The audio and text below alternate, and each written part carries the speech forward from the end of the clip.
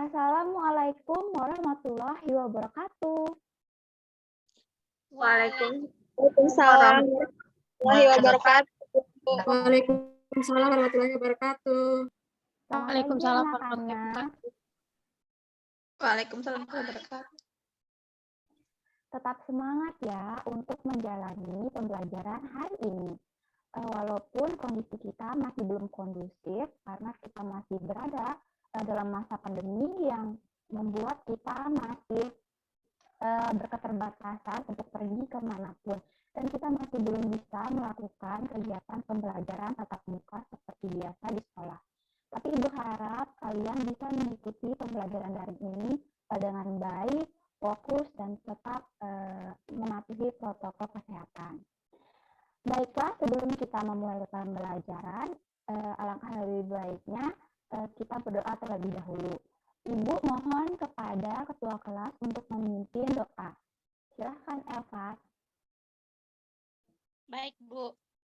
Baik, teman-teman. Sebelum kita mulai belajar, marilah kita sama-sama berdoa. Berdoa di dalam hati ya. Berdoa mulai.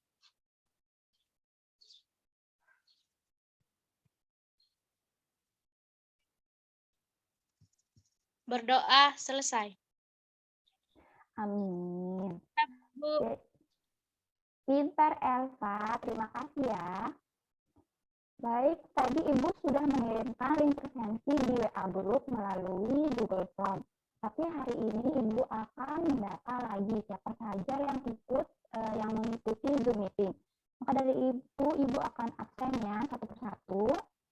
Mulai dari Dian Ainun. Hadir, Bu. Dinia Sulastri. Hadir, Bu. Eva Putri. Hadir, Bu. Eviliani. Hadir, Bu. Eka Novi. Hadir, Ibu. Elmi Suliani.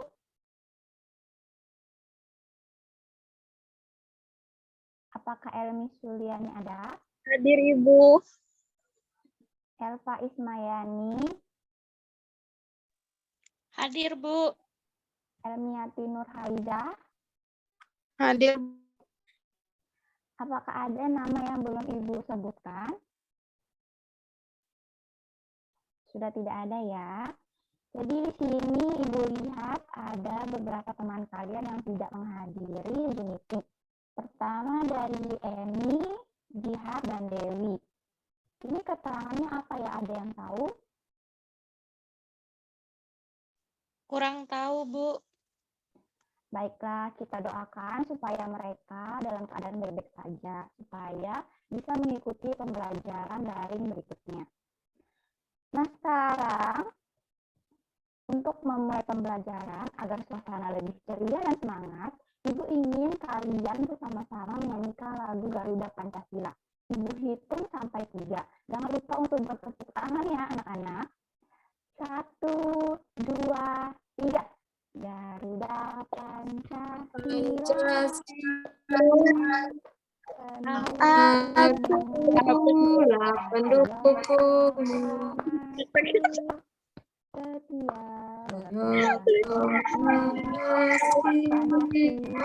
Sedia Pancasila dasar negara.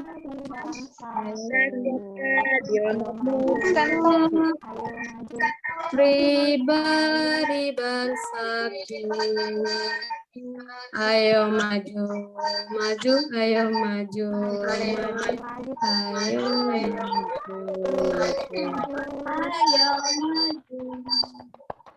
Yeay, semua murid Ibu pintar-pintar dan bisa menghafal lagu Garuda Pancasila.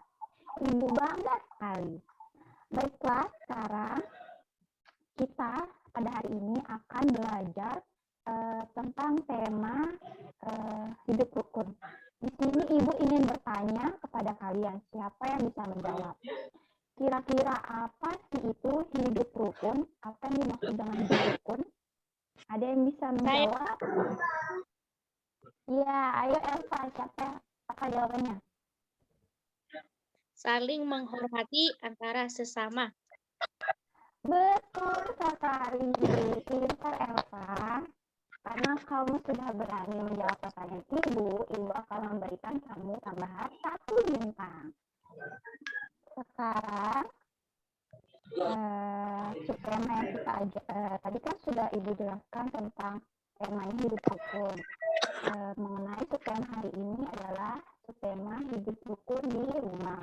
Dan materi yang kita pelajari adalah materi tentang simbol-simbol Pancasila, sila Pancasila, lalu ada penerapan sila-sila Pancasila di dalam kehidupan sehari-hari, juga tentang kalimat ungkapan.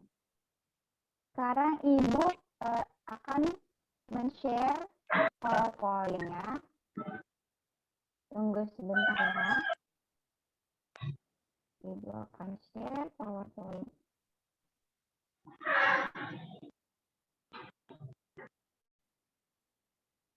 Sebentar ya.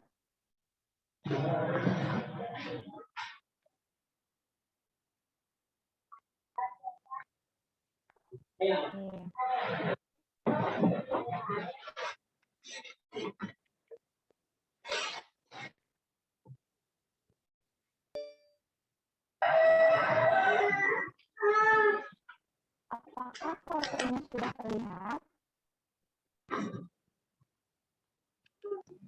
Sudah, Ibu. Apakah suara ibu kurang jelas? Sudah, Bu. Bu. Jelas suara ibu? Kurang jelas, Bu. Suaranya putus-putus, Ibu. 1, 2, 3. Jelas? Bisa terdengar? Masih kurang jelas, Bu. Masih putus-putus. Masih putus-putus, Bu. Coba sebentar ya anak-anak.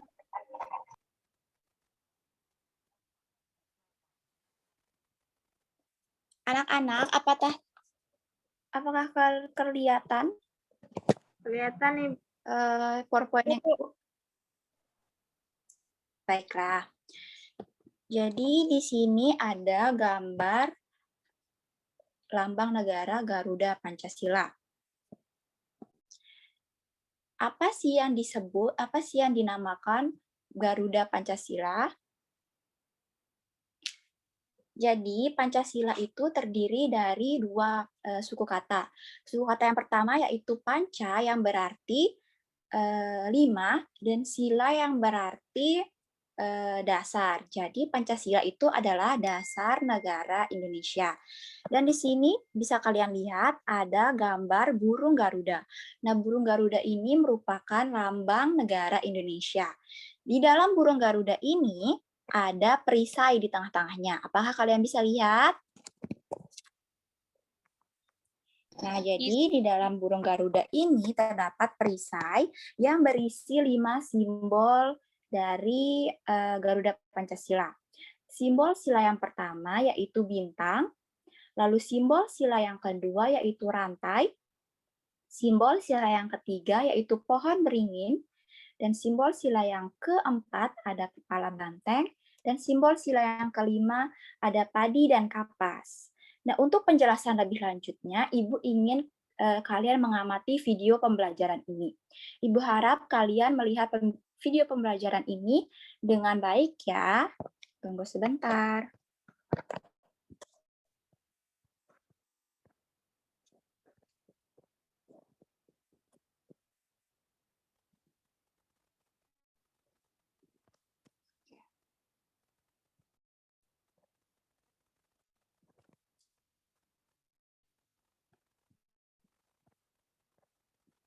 Tunggu sebentar ya, anak-anak.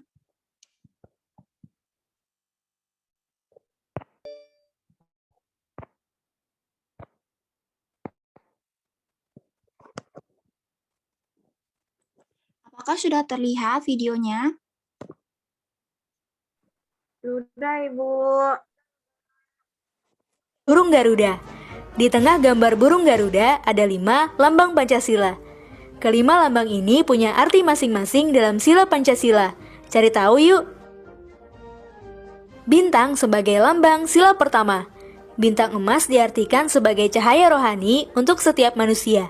Sedangkan latar belakang berupa perisai warna hitam melambangkan warna alam yang menunjukkan bahwa Tuhan adalah sumber dari segala sesuatu dan sudah ada sebelum semuanya ada. Rantai sebagai lambang sila kedua. Rantai ini terdiri dari mata rantai berbentuk segi empat dan lingkaran yang saling terkait. Mata rantai segi empat melambangkan laki-laki, dan mata rantai lingkaran melambangkan perempuan. Gambar rantai yang disusun dari gelang-gelang kecil ini melambangkan hubungan manusia yang saling membantu, baik itu laki-laki maupun perempuan. Pohon beringin sebagai lambang sila ketiga. Pohon beringin punya akar tunggal panjang yang menunjang pohon besar ini untuk tumbuh. Akar ini tumbuh sampai ke dalam tanah dan menjalar kemana-mana. Nah, akar dari pohon beringin ini melambangkan Indonesia sebagai negara kesatuan, punya latar belakang budaya yang bermacam-macam. Banteng sebagai lambang sila keempat. Banteng menjadi lambang salah satu sila Pancasila karena banteng termasuk hewan sosial yang suka berkumpul. Hal itu sama seperti saat musyawarah, orang-orang akan berkumpul dan berdiskusi. Padi dan kapas sebagai lambang sila kelima. Padi dan kapas ini melambangkan pangan dan sandang yang merupakan kebutuhan pokok semua rakyat Indonesia. Nah, itu tadi makna 5 lambang Pancasila. Apakah teman-teman sudah hafal Pancasila?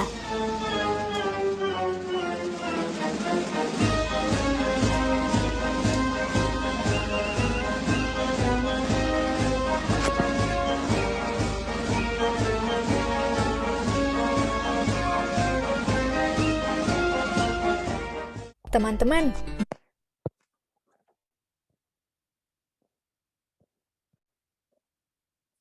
Baiklah anak-anak, apakah tadi sudah mendengar videonya? Sudah, Ibu. Sudah, Bu.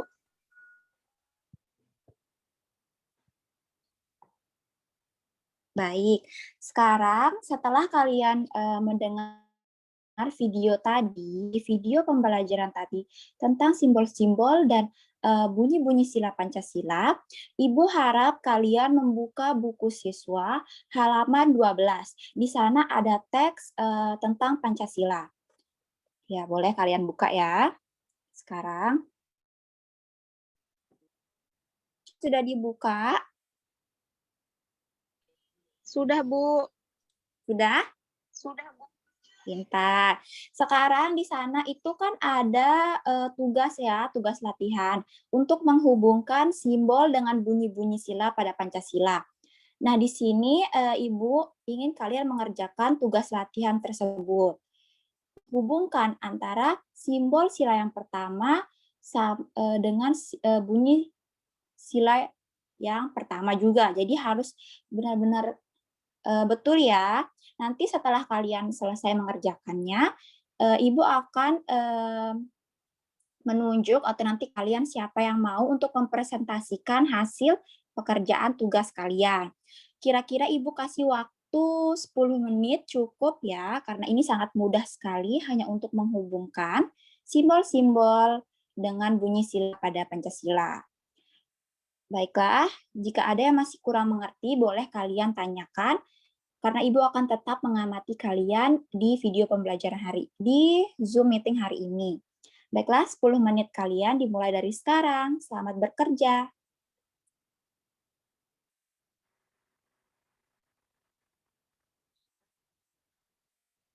Baiklah anak-anak, karena sudah 10 menit berlalu, apakah kalian sudah mengerjakan tugasnya sampai selesai?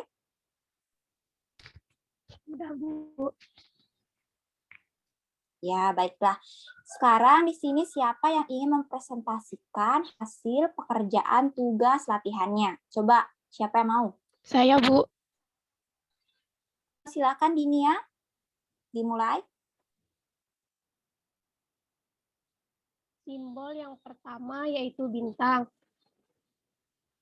Dihubungkan dengan Pancasila yang pertama yaitu ketuhanan yang Maha Esa. Yang kedua, simbol rantai. Dihubungkan dengan Pancasila yang kedua, yaitu kemanusiaan yang adil dan beradab. Yang ketiga, pohon beringin dihubungkan dengan Pancasila ketiga, yaitu Persatuan Indonesia. Yang keempat, kepala banteng dihubungkan dengan Pancasila yang keempat, yaitu kerakyatan yang dipimpin oleh hikmat kebijaksanaan dalam permusyawaratan perwakilan. Dan yang kelima, padi dan kapas dihubungkan dengan Pancasila kelima, yaitu keadilan sosial bagi seluruh rakyat Indonesia. Pintar sekali Dinia. Terima kasih ya karena kamu sudah berani dan percaya diri untuk mempresentasikan tugas latihan kamu. Kamu mendapatkan tambahan 1 bintang. Good job. Sekarang dari penjelasan Dinia tadi, kira-kira ada yang ingin ditanyakan? Dinia Saya, tadi? Bu. Ya, Dian, silakan. Apa yang dimaksud dengan ketuhanan yang Maha Esa? Wah, pertanyaannya bagus sekali ya, Dian. Terima kasih. Jadi, Ibu akan menjawab pertanyaan dari pertanyaannya itu, apa yang dimaksud dengan ketuhanan yang Maha Esa? Jadi ketuhanan yang Maha Esa itu maksudnya bangsa Indonesia itu mempunyai kebebasan untuk menganut agama apapun dan menjalankan ibadah yang sesuai dengan ajaran agamanya. Jadi tidak ada paksaan dari siapapun dan tidak boleh dipaksa oleh siapapun karena setiap individu memiliki hak dan kebebasan untuk meyakini dan menganut agama yang mereka ingin anut. Apakah bisa dimengerti, Dian? Bisa, Bu. Terima kasih. Baik. Good job, Dini. Baiklah sekarang karena kita sedang berbicara tentang tadi seperti pertanyaan dan penerapan sila-sila Pancasila. Jadi Ibu akan memperlihatkan nih kalian video pembelajaran tentang penerapan sila-sila Pancasila di dalam kehidupan sehari-hari. Ibu harap kalian menyimak videonya dengan baik dan benar. Tunggu sebentar.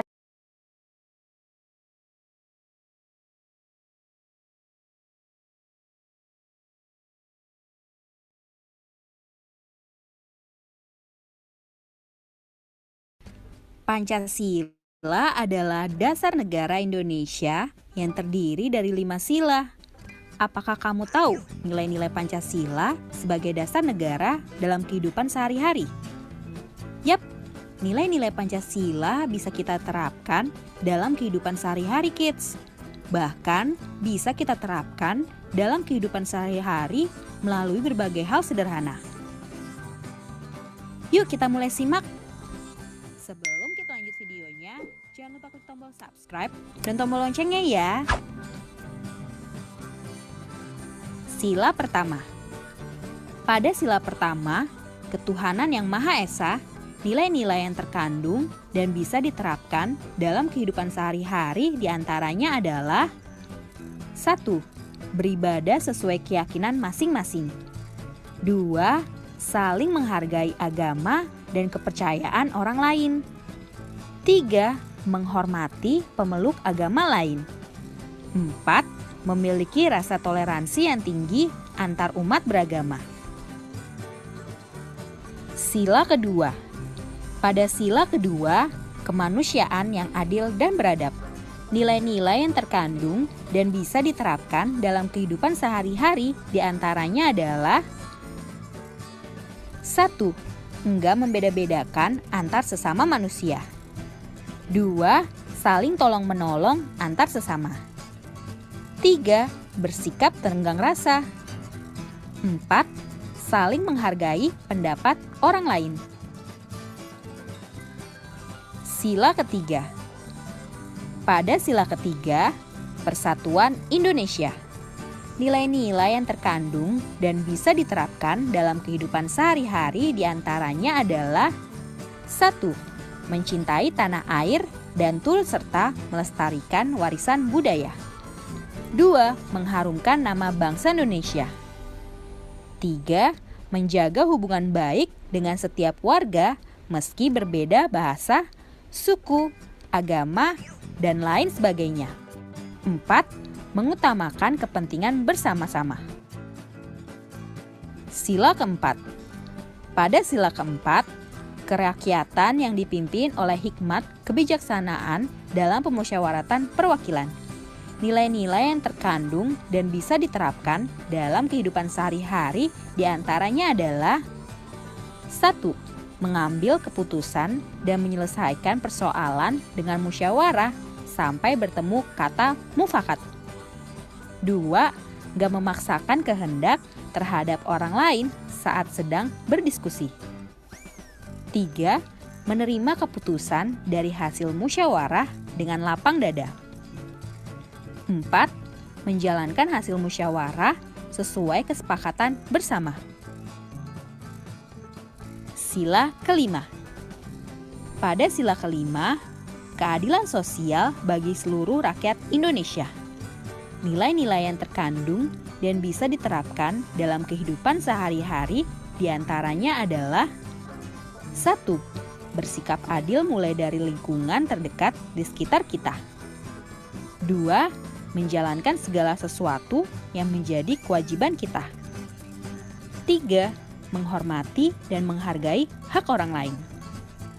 Nah, itulah nilai-nilai Pancasila sebagai dasar negara yang bisa kita terapkan dalam kehidupan sehari-hari, mulai dari hal sederhana.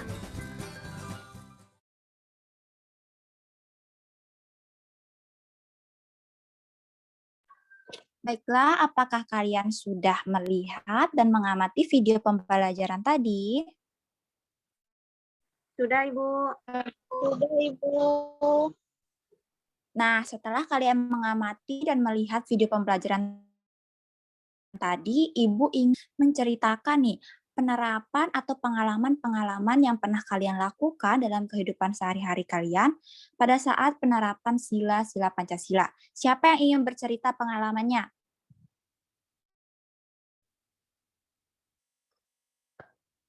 Ayo, siapa yang berani? Saya, Bu. Ya, silakan Elmi, Suliani. Saya ingin menceritakan pengalaman pribadi penerapan sila pertama, Bu. Ya, ayo. Saya menjalankan ibadah sholat 5 waktu di rumah bersama dengan keluarga, Bu. Dan juga saya tetap menaati ajaran agama yang dianut, Bu. Terima kasih. Sama-sama. Wah, jawaban yang diberikan oleh Elmi Suliani tadi itu benar sekali. Itu adalah penerapan sila pertama. Jadi dengan cara kita beribadah sesuai dengan agama yang kita anut, itu juga termasuk penerapan sila pertama. Lalu tidak mengikuti ajaran-ajaran yang dilarang oleh agama kita, itu juga termasuk penerapan sila pertama. Lalu siapa yang mau lagi menceritakan pengalaman penerapan sila-sila Pancasilanya? Ayo, siapa yang mau? Saya, Ibu. Ya, silakan Evi. Ya, Bu, di sini saya mau menceritakan pengalaman pribadi saya penerapan pada sila Pancasila yang pertama. Di situ saya masih saling menghormati dan tetap menjalin hubungan yang baik dengan tetangga, Ibu, yang memiliki agama yang berbeda dengan saya. Itu, Bu. Benar sekali. Itu yang tadi kamu sebutkan itu adalah namanya itu sikap toleransi. Jadi sikap toleransi itu saling menyayangi, saling menghormati, saling menghargai terhadap sesama.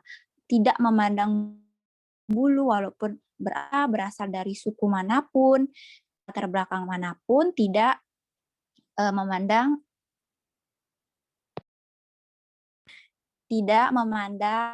hal tersebut. Pintar sekali. Terima kasih ya Elmi Suliani dan Eviliani karena sudah berani menceritakannya. Kamu mendapatkan tambahan 1 bintang. Good job. Terima kasih, Bu. Terima kasih, Bu. Ya, baiklah anak-anak, Ibu rasa kalian sudah memahami nih materi tentang penerapan sila-sila Pancasila, simbol dan bunyi-bunyi sila Pancasila. Maka dari itu, Ibu akan memperlihatkan kalian tentang PowerPoint materi kalimat ungkapan. Ibu akan men-share ya.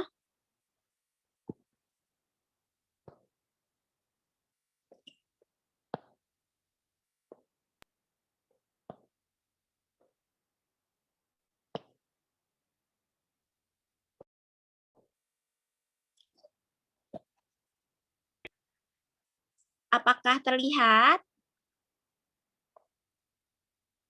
Iya, Bu, sudah. Nah, jadi materi selanjutnya adalah tentang kalimat ungkapan. Nah, apa sih kalimat ungkapan itu? Jadi kalimat ungkapan itu kalimat yang memiliki arti yang berbeda. Di sini Ibu ada contohnya nih. Kalimat ungkapannya itu adalah kutu buku. Di sini bukan arti sebenarnya ada kutu di buku, tapi kalimat ungkapan itu, arti dari kalimat ungkapannya itu adalah gemar membaca buku.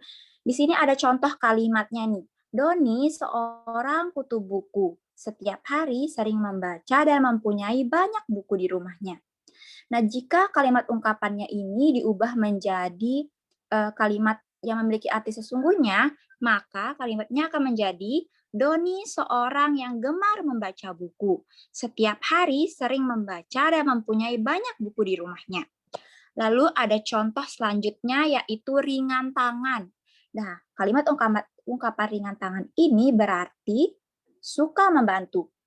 Contoh kalimatnya, Lala anak yang ringan tangan. Dia rajin membantu ayahnya membersihkan taman.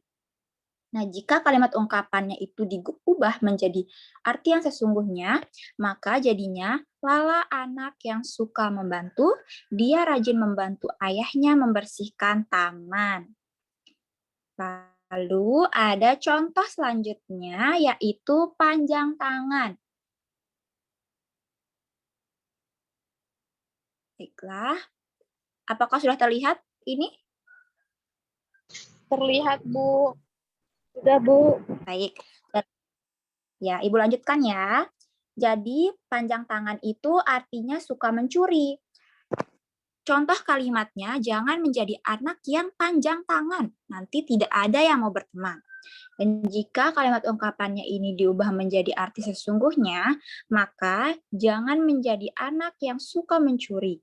Nanti tidak ada yang mau berteman. Lalu ada contoh selanjutnya, yaitu besar kepala. Di sini bukan berarti kepalanya besar, tetapi arti kalimat ungkapannya adalah sombong. Contoh kalimatnya, Tono menjadi besar kepala setelah ia menjadi juara kelas. Dan kalimat ungkapannya jika diubah menjadi arti sesungguhnya, maka menjadi Tono menjadi sombong setelah ia menjadi juara kelas. Nah, itu tadi adalah contoh kalimat-kalimat ungkapan. Nah, di sini juga Ibu akan memperlihatkan contoh teks percakapan ya, tentang Udin dan Mutiara. Teks percakapan ini bisa kalian lihat juga pada buku siswa di halaman selanjutnya. Kita bisa sama-sama membaca ya. Di sini Ibu akan membaca teks percakapan ini ya. Udin, buku kakak banyak sekali. Kakak memang senang membaca buku. Wah, kakak memang pantas dijuluki kutu buku. Ayo, kamu juga harus rajin membaca. Ini ada buku cerita bagus, judulnya Bintang Lapangan. Ceritanya tentang apa, Kak? Cerita tentang pemain sepak bola yang rendah hati, meskipun sudah terkenal. Berarti dia tidak besar kepala ya, Kak? Terima kasih ya, Kak. Saya boleh meminjam buku Kakak. Sama-sama, Dik. Nah, itu adalah tadi teks percakapan yang mengandung kalimat ungkapan. Sekarang kita lihat nih, di mana saja kalimat-kalimat ungkapannya.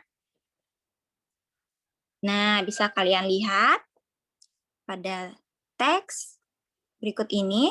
Jadi kalimat ungkapannya itu ada pada kata kutu buku, lalu ada ada pada kata bintang lapangan, lalu rendah hati, dan besar kepala. Nah, itu tadi adalah contoh kalimat dan contoh teks percakapan tentang kalimat ungkapan. Sekarang Ibu ingin kalian membuat teks percakapan yang mengandung kalimat ungkapan. Di sini Ibu membebaskan kalian ya. Di sini Ibu membebaskan kalian mau membuat teks percakapan untuk berapa orang, minimal 2 orang, dan boleh panjang ataupun pendek, itu terserah kalian. Jadi, Ibu beri waktu kira-kira 20 menit cukup ya. Nanti kalian, salah satu dari kalian, mempresentasikan hasil kerja kalian. Baiklah, 20 menit dari sekarang dimulai. Silahkan bekerja. Baiklah anak-anak, karena sudah 20 menit berlalu, jadi siapa yang ingin mempresentasikan teks percakapan dialog yang mengandung kalimat ungkapan? Ayo, siapa yang mau?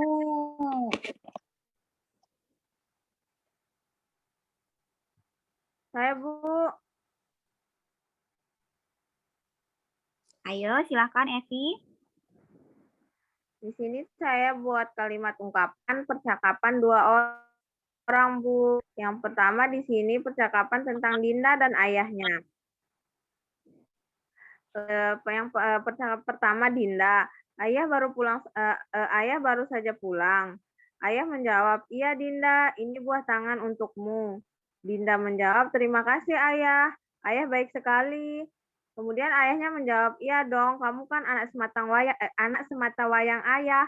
Sudah Ibu. Wah, pintar sekali Evi. Jadi tadi yang Ibu dengar itu ada 2 kalimat ungkapan ya dalam teks kamu. Yang pertama yaitu buah tangan yang berarti oleh-oleh, dan anak sematawayang yang berarti anak satu-satunya. Good job Evi, kamu mendapatkan tambahan 1 bintang. Terima kasih ya Evi. Sama-sama Ibu. Baiklah. Ya. Baiklah, sekarang karena Ibu sudah merasa kalian memahami kalimat ungkapan, Ibu ingin memberikan kalian tugas nih. Tugasnya kali ini adalah membuat puzzle gambar Garuda Pancasila. Jadi, puzzle-nya ini kalian buat di rumah, individu ya. Nanti bebas, kalian boleh print gambar Garudanya atau kalian mau gambar manual, itu lebih bagus lagi. Nanti, cara pengumpulan tugasnya ini kalian videokan pada saat memainkan puzzle tersebut. Jadi setelah kalian videokan, kalian kirim ke WA group dan nanti Ibu akan menilai. Jadi Ibu akan menilai mulai dari kekreativitasan kalian, kerapian, keindahan, lalu juga kejelasan dari puzzle yang kalian buat. Waktunya ini sangat lama ya, 1 minggu Ibu rasa sudah cukup ya untuk membuat puzzle gambar Garuda Pancasila.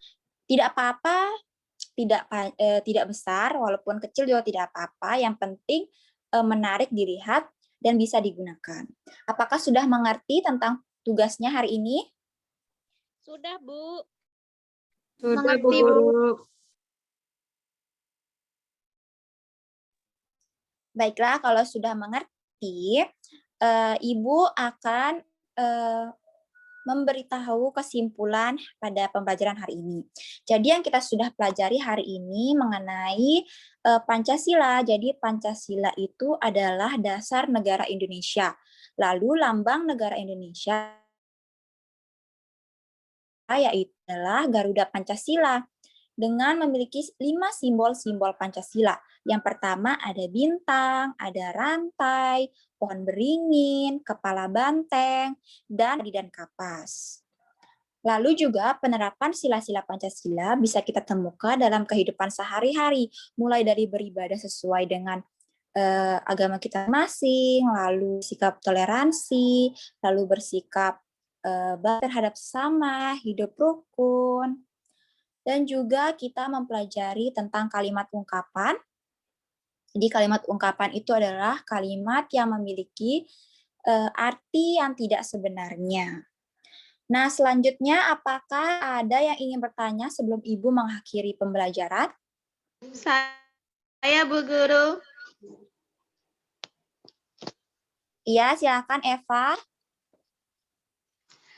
Pertanyaannya Bu, ada berapa jumlah helai bulu pada Garuda Pancasila Bu?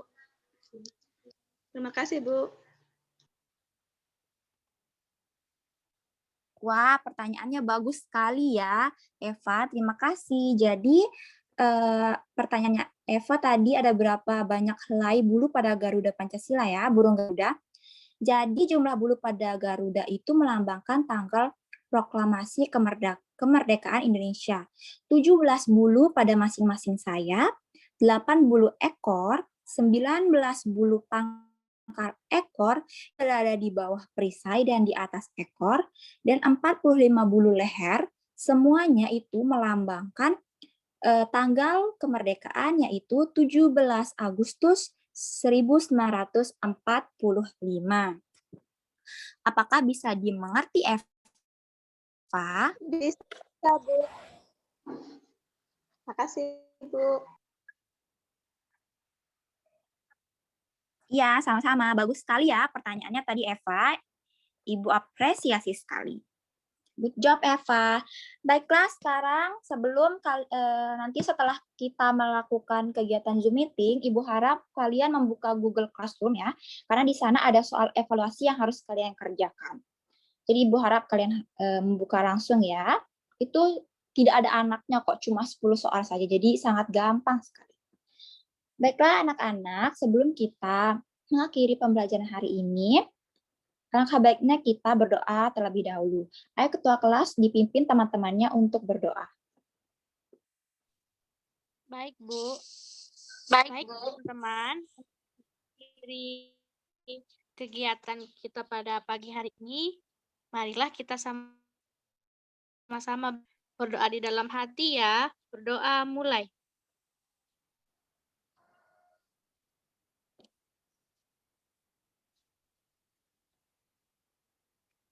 Berdoa selesai. Amin. Terima kasih, Elva. Baiklah anak-anak, Ibu akhiri pembelajaran hari ini ya. Tetap jaga kesehatan dan patuhi protokol kesehatan. Sampai bertemu di pembelajaran selanjutnya. Dadah. Terima kasih Bu.